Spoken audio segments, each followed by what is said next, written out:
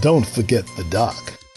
Several network participants recently called into Dr. Rick Wright's Old School Sundays radio show.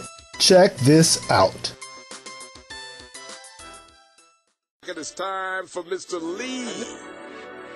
Lee. Yeah. Hey, Lee from New York City. How you doing, Lee?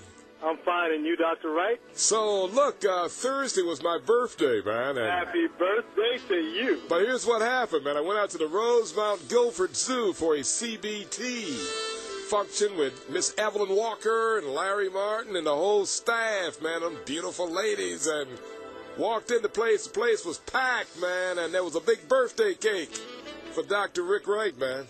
Yeah, me and Ben, we knew about it ahead of time. We just didn't want to spoil the fun. Man, big surprise birthday party, man. I'm telling you, it was nice, too, man. A lot of food and free drinks all over the place at the Rosemount Guilford Zoo, too. So, give us an update on what's happening in the Syracuse University Network. Dr. Wright. Yes, Lee. Can you give your Power 106.9 FM listeners the true meaning of Unity 2008, how important it is to Newhouse?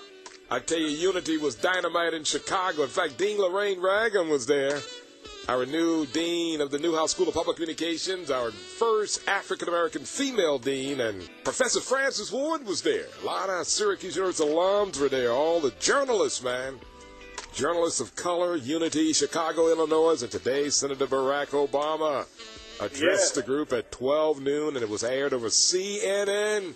Historic proportions of life. Lee, you are the real deal. Well, it seems Unity coincides every 4 years with the presidential campaign. Yes. And I believe McCain declined to appear at Unity, but Obama showed up, like you said.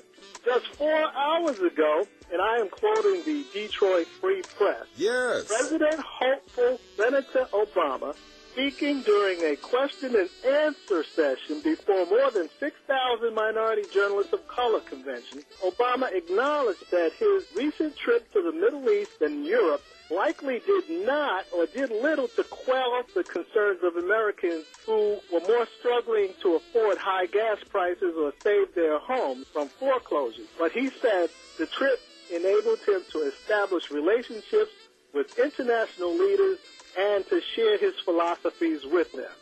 Oh, yes. But, of course, you know, he's running for president of the United States, and the United States is a world power.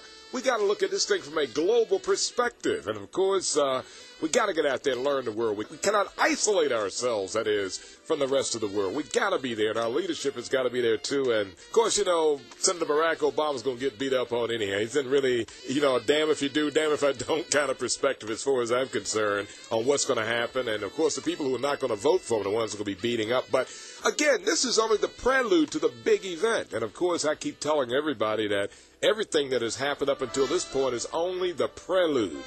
And coming out of both the Democratic National Convention and the Republican National Convention, and they have their, you know, vice presidential mates, then the real campaign really begins then as we go into November and that day called Election Day. Correct. So how the alums doing? Dr. Wright. Yes, lay some stuff on us here. The Big Apple Orange, a new alumni group based in New York City, is continuing the Summer of Fun 2008 with their July Happy Hour. If you happen to be in the city on Wednesday, July the 30th, come on down to Honey, Honey, at 243 West 14th Street between 6th and 8th Avenue from 6:30 to 9 p.m. Dr. Wright. Talk to us, Lee. Talk to us on this big radio show, man. This morning on George Kilpatrick's New Inspiration for the Nation syndicated radio show, yes, he interviewed Dr. Belandra Foster. Oh, I caught it. It was great, man. Fantastic. Dr. Foster has written a very informative book on how to prioritize God, marriage, family, and entrepreneurship God's way. What did she say? Oh, I missed that part of the interview. What did she say, man?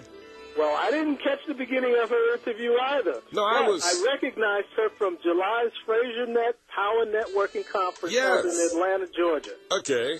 If you missed the interview, George will soon have it up on the Internet podcast with Power 106.9, and soon you and your Power 106.9 listeners will hear more from the authors who attended FraserNet, as the network is actively directing them to new inspiration for the nation. Dr. Valandra's book is called For Love and Money, 7 Guidelines for Achieving Success in Home and Business. I had dinner with her the first night of FraserNet, and let me tell you, Dr. Rick Wright, she is the real deal. She's the real deal. All right.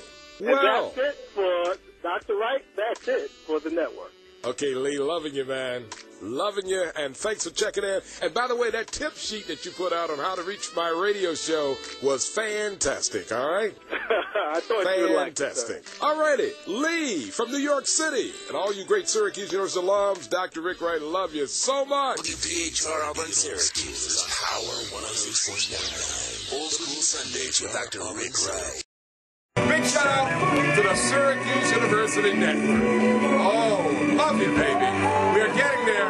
Technologically sophisticated in 2008 from Dr. Rick Wright, Power 106.9 Radio here in Syracuse for the whole world. Loving you, baby. Love you. Yeah.